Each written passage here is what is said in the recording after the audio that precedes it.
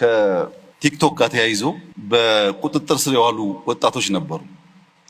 እነዚያ ወጣቶች ለኢትዮጵያ አስፈላጊ ናቸው። ያንን አውድ ተቀላቅለው ፈጥረው ለመማር ስራ ለመስራት መሞከራቸው ሊበረታታ የሚገባው ጉዳይ ነው። ነገር ግን ሲማሩ ከውጭ መማር ያለባቸውን ዕውቀትና መጠበቅ ሴፍጋርድ ማድረግ ያለባቸውን የኛን ባህል የኛን ፍላጎት ከቀላቀሉ ግን ጥፋት ያስከትላል። ለዚያ ደግሞ መገሰጽ መመከር ያስፈልጋል ማለት ነው። ግማሹ ለምን ተያዙ ግማሹ ለምን አልተያዙም ይላል።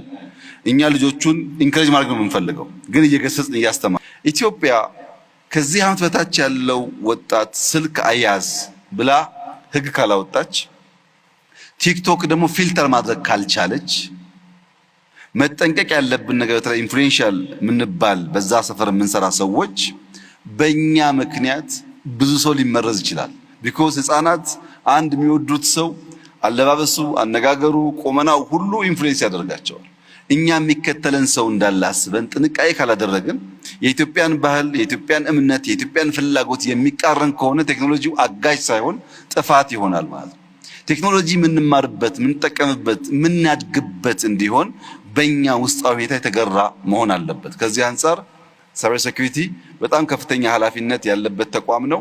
ይህን እንደሚያሳካ ተስፋ ይደረጋል። የተለያዩ ሴክተር እየመሩ ያሉ ወጣቶች ኢትዮጵያ ስትራቴጂ በመንደፍ ብቻ ሳይሆን በዚያ ዘርፍ ሊመሩ የሚችሉ አመራሮች በመፍጠርም ከፍተኛ ተስፋ እንዳለ የሚያመላክት ነው።